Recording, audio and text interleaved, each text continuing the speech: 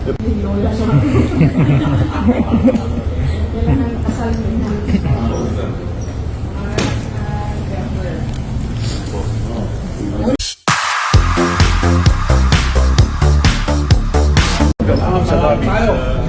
Gusto yung ano?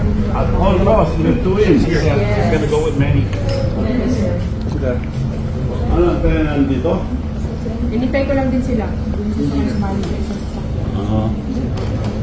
Hindi ko lang kung saan sila dyan. Dito man sila dito. Antayin na sila. Lola siya. Kailangan kasal mo na.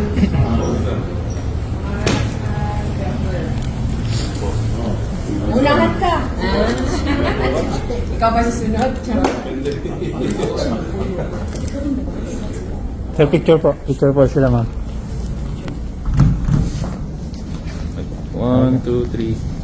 One more po. 1, 2, 3. Dito po. Dito, dito. 1, 2, 3. Thank you.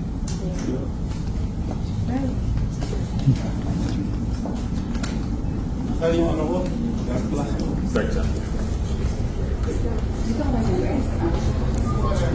Dito tayo sa maliligayang pamilya ngayon. Nasabik na sabik ng maging lolo at lola, of course. Di ba naman? Oo. Diba? Si Pacman ang ating pambansang kamao at si Jinky Pacquiao. Abay, malapit na maging lolo at lola dahil mga anak na. Ang karelasyon naman ni Jimwell, ang kanilang panganay. Sunod-sunod ang blessings. Oo. Diba? Diba? Nakakatuwa. Oo. Sino kaya ang kamukha? Si Jimwell o yung girl? No?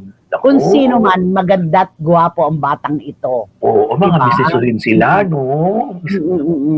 Nakakatuwa lang talaga.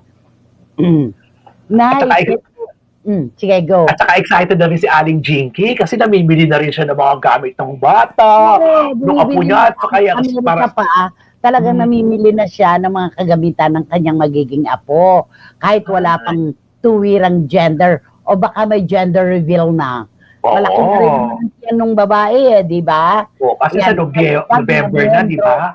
Oo, dagdag na baka daw ikasal bago ang November. Yun ang balita. Dagdag na miyembro ng kanilang pamilya ito. Wow naman. Ano kaya ang sasabihin ni Pacman, di ba? Magkakaapo na ako, di ba? Additional na member ng family ito. Oh, kaya nakakatuwa. Sabi ni Bradley, Nay, peg po pala ni Gaison si Candy. Siya ang makabagong paano nasa mundo ni Janet. Alam mo yon? Yung mga ganon. Oo, yun. At sabi ni John, ay nako, siguradong tuwang-tuwa si Aling Jinky at si Mang Manny sa magandang pagkakataon na ito na magiging lolo at lola na sila. At napakagwapo ni Jimwell. Maganda rin ang girl. Yan. Tapos sabi ni Paolo, Nanay, ang masasabi ko lang po, congratulations sa pamilya Pacquiao sa kanilang unang magiging apo, Lolo Manny at Lola Jinky. Baka naman po. Uy, baka naman yung pagdating ng apo, may bikene men. Oh, Paulo, gusto ko sabi sa akin, Nanay, minessage ko si Kuya Oji Diaz, hindi ako sinasagot. Sabi niya, baka daw akala ni Oji, mangungutang siya.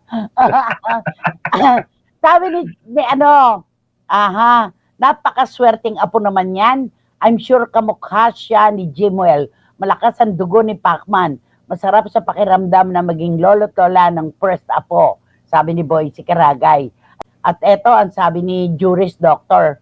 Kitang-kita mo sa mga Pacquiao na kahit gaano pa sila ka-successful, pamilya pa rin ang sentro ng lahat. Nakakatuwang makita na excited sila sa bagong papel bilang lolo at lola. Tama. Diba? A baby is always A blessing. Okay. Guwapo pa naman ang panganay ni Manny. Mukhang cute din ang kalalabasan ng anak niya. Sabi ni Gaison magdadaro. Kasama si Bea at si Nene. Okay, ayan. At eto pa, ano kaya itong isa? Ay, si John.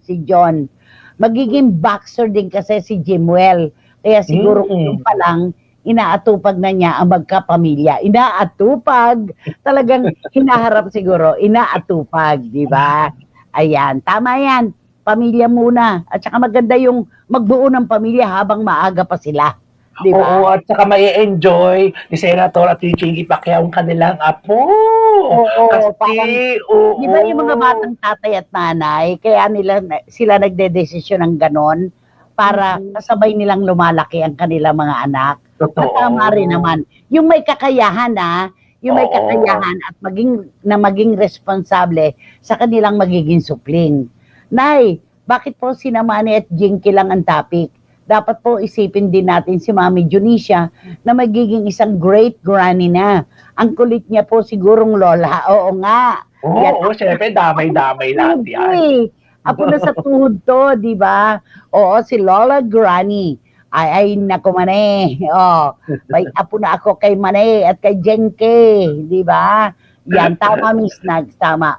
At sabi ni Eddie Letada, congrats sa Pacquiao family dahil may bagong anghel na darating. Mami D, wag may apo ka na sa tuhod. May libangan ka ng bago, sabi niya.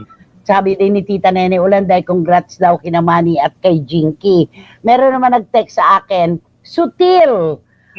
Magiging lola na pala si Jenky. Sana tigilan na ang pagpaparito kaya baka hindi siya makilala ng apo niya. Aliw ito. Babasahin ko ba yung pangalan mo? I-text mo ako. Ayan. Nanay, napansin ko lang, magkamukha si girl at si Jinky. Sabi ni Wating-Wating, magkamukha ba? Hawig ba? May kwento po ako, maigsi lang. Nung bagong kasal pa lang, si Pambansang Kamao at si Jinky, syempre may kakambal siya, si Janet, di ba? Syempre, magkamukha yung magkakambal di ba? Identical talaga. Identical May kwento na naghuhugas daw ng pinggan, itong si Janet, talikod. Dumating daw sa bahay, ang Pambansang Kamao, hinalikan sa kaniya, sinampal siya. Kasi akala niya si Jinky. Ang hirap din kasi ng ganyan. Oo. Pero ngayon, hindi na niya mapagkakamala na si Jinky, si Janet. Magkaiba na ang face black. Ay, Diba? totoo. Yun. Oo. Yung apo po ni Namade at Jen Kanay, ang sinasabing ipinanganak na may gintong kutsara sa bibig.